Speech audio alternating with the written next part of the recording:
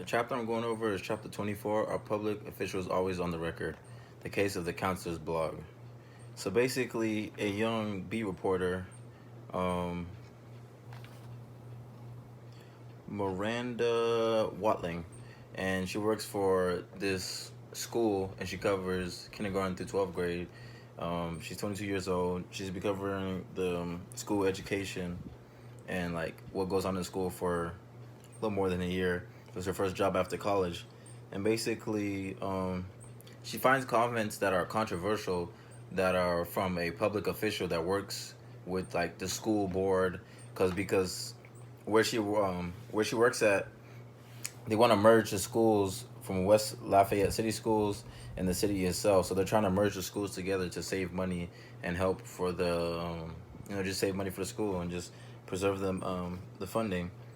And there was a meeting and she was there, and basically like the superintendent, when he proposed this idea, not many people said anything or like had any pushback, but one of the people on the board has a blog and actually wrote what he thinks on the blog, and saying that like he thinks it's kind of like what the superintendent presented is kind of like wishy-washy. Like, is it really for funding? It seems like there's like a deeper reason for doing this, or there's something behind that we don't know. So Miranda, being as a reporter, sometimes the topics or what's news isn't always like posted, or isn't always like what's actually important news isn't always what's shown first. Like sometimes a celebrity walking into a mall is more important than something that's going on that actually has to do with people like taxes or something with schools. So Miranda feels that she should be able to quote what this um, board member said. His name was actually Peter Blunder, a city council member. She feels like she should be able to quote what he said on his blog, because it's a public forum. And later on, she actually finds out that he says, like, on the blog, like when he starts the blog, he says this is a press release.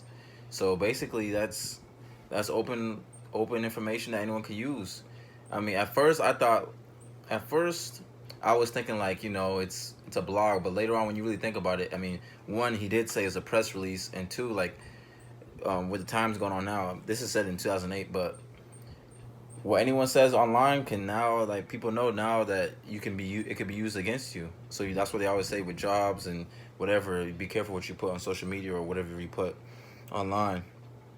And Miranda eventually contacts Bunder's team, and eventually comes to contact and says, and figures out that okay, it was him that wrote this, and he confirmed that okay, yeah, this is what I agree with, because she presented the idea to her boss about, can we use this as a quote, and her boss said absolutely not.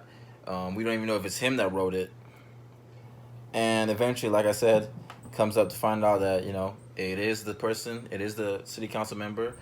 um, he said on his blog, this is a press release, so it's open forum. Like, it doesn't you can use whatever he said against you. So her actually posting the story and quoting him actually makes the story more important later on.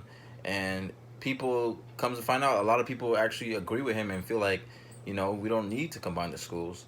And a lot of people pushed back, and the superintendent didn't notice at all, because from the board meeting no one said anything. But I feel like what she did was important, and it ended up helping the situation and helping the city come to a real conclusion on what they should do about merging the schools, on how to save funding, and seeing if they could save money elsewhere funding. That's chapter 24.